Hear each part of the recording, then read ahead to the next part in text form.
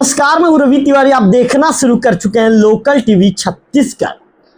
आज की सबसे बड़ी खबर सीधे मुख्यमंत्री निवास और मंत्रालय महानदी भवन रायपुर से निकलकर सामने आई है, जहां मुख्यमंत्री विष्णुदेव साई जी ने राजस्व एवं आपदा प्रबंधन विभाग की उच्च स्तरीय समीक्षा बैठक में कई बड़े फैसले लिए हैं।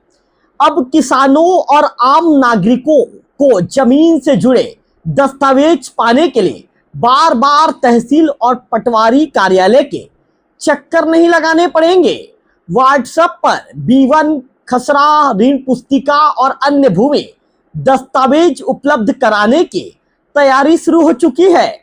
आखिर क्या क्या बड़े फैसले हुए, किन सेवाओं को पूरी तरह ऑनलाइन किया जाएगा और इसका किसानों और आम जनता को क्या फायदा मिलेगा, पूरी जानकारी विस्तार से बताऊंगा आपको इस रिपोर्ट में।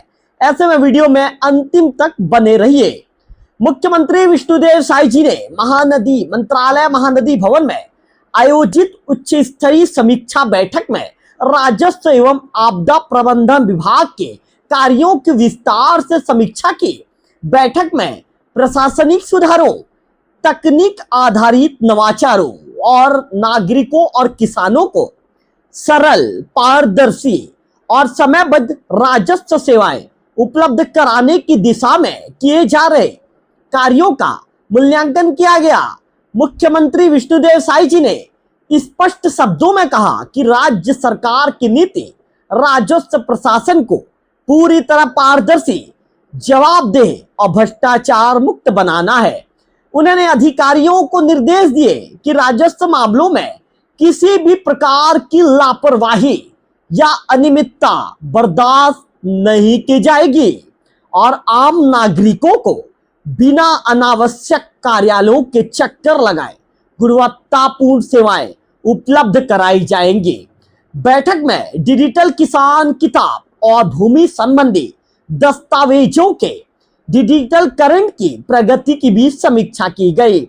मुख्यमंत्री ने अधिकारियों को निर्देश दिए कि ऐसी व्यवस्था विकसित की जाए जिससे किसानों को B1 खसरा, ऋण पुस्तिका और भूमि संबंधी अन्य दस्तावेज सीधे व्हाट्सएप के माध्यम से उपलब्ध हो सके। इससे किसानों को तहसील या पटवारी कार्यालय जाने की आवश्यकता नहीं पड़ेगी और समय के साथ साथ अधिक खर्च की भी बचत होगी। मुख्यमंत्री साई जी ने कहा, राजस्व विभाग सीधे आम जनता और किसानों के जीवन से जुड़ा हुआ विभाग है, इसलिए सरकार द्वारा किए जा रहे सभी सुधारों और तकनीकी नवाचारों का लाभ अंतिम व्यक्ति तक समयबद्ध तरीके से पहुंचना चाहिए। बैठक में RBC 64 के मामलों की भी समीक्षा की गई। मुख्यमंत्री ने निर्देश दिए कि ऐसे सभी मामलों का संवेदनशीलता और त्वरित गति से निराकरण सुनिश्चित किया जाए। उन्होंने कहा, RBC 64 की ऑनलाइन व्यवस्था लागू होने के बाद आवेदक स्वयं ऑनलाइन आवेदन कर सकेंगे, जिससे पूरी प्रक्रिया अधिक पारदर्शी, सरल और समयबद्ध तरीके से हो पाएगी। इसके साथ ही मुख्यमंत्री ने अविवादित फौती नामांतरण की प्रक्रिया पंचायतों के माध्यम से संपन्न कराने की दिशा में आवश्यक कार्रवाई करने के निर्देश दिए। इससे ग्रामीण क्षेत्रों के लोगों को बड़ी राहत मिलने की उम्मीद है। मुख्यमंत्री ने लंबित राजस्व प्रकरणों पर विशेष चिंता व्यक्त करते हुए निर्देश दिए कि सीमांकन से जुड़े मामलों का निर्धारित समय सीमा के भीतर निराकरण किया जाए। साथ ही समय सीमा से अधिक लंबित मामलों के जिलावार नियमित समीक्षा भी की जाए, ताकि वर्षों से लंबित मामलों का शीघ्र समाधान हो सके।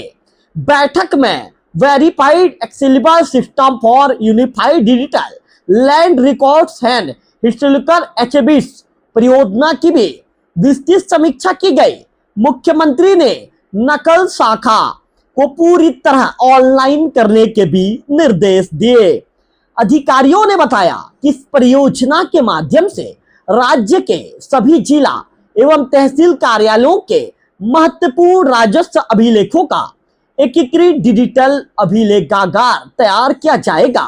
इस परियोजना के लागू होने के बाद प्रमाणित दस्तावेज कुछ मिनटों में जारी किए जा सकेंगे और राजस्व अभिलेखों में किसी भी प्रकार की छेड़छाड़ की संभावना पर प्रभावी नियंत्रण स्थापित किया जा सकेगा।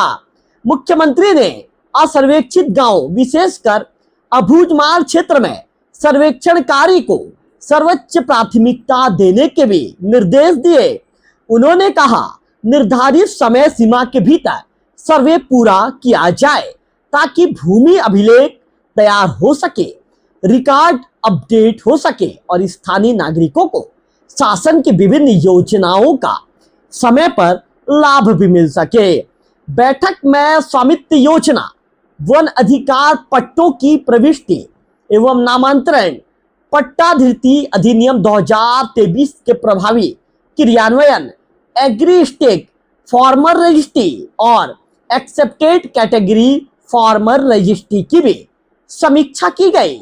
मुख्यमंत्री ने आगामी खरीफ सीजन को ध्यान में रखते हुए डिजिटल क्रॉप सर्वे और गिरदावरी की सभी तैयारियां समय पर पूरी करने के निर्देश दिए ताकि किसानों को योजनाओं का लाभ बिना किसी परेशानी के मिल सके।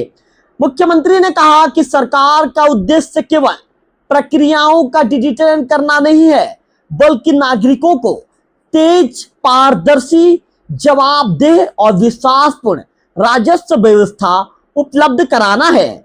सीएम साहब ने आगे कहा कि राज्य सरकार द्वारा किए जा रहे नीतिगत सुधारों से राजस्व प्रशासन में सकारात्मक बदलाव आया है और अधिक प्रभावी बनाना सभी अधिकारियों की सामूहिक जिम्मेदारी है। बैठक में तहसील, साइबर तहसील व्यवस्था लागू करने की संभावनाओं पर भी विस्तार से चर्चा की गई।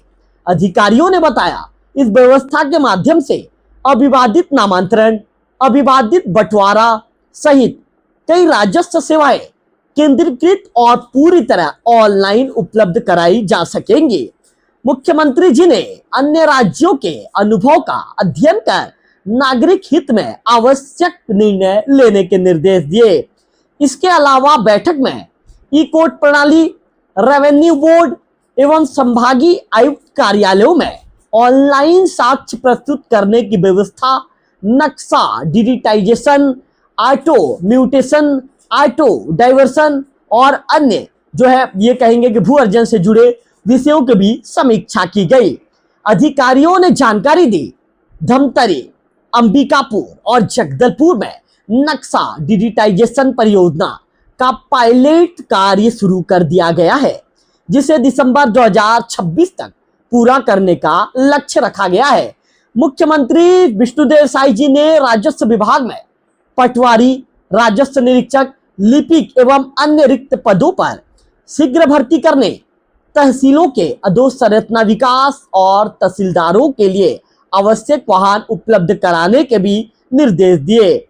बैठक में राजस्व मंत्री टंकराम वर्मा जी, मुख्य सचिव विकासशील जी, मुख्यमंत्री के प्रमुख सचिव सुबोध कुमार सिंह जी, मुख्यमंत्री के सचिव राहुल भगत जी, संयुक्त सचिव प्रभात मलिक जी, राजस्व विभाग की सचिव श्रीमती सम्मी आबिदी जी, विशेष सचिव श्रीमती इफ्फत आरा जी, संचालक भू अभिलेख विनीत नंदनवार जी, संयुक्त सचिव अरविंद एक्का जी सहित विभाग के वरिष्ठ अधिकारीगण विशेष रूप से मौजूद रहे।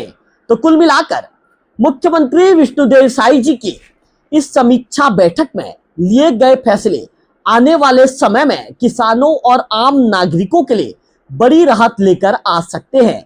यदि सरकार की ये सभी योजनाएं समय पर धरातल पर लागू होती है तो जमीन से जुड़े अधिकांश कार्य घर बैठे ऑनलाइन और व्हाट्सएप के माध्यम से किए जा सकेंगे। इस पूरे फैसले पर आप क्या सोचते हैं, जरूर अपने विचार रखें। क्या आपको लगता है कि अब तहसील और पटवारी कार्यालयों के चक्कर कम हो जाएंगे?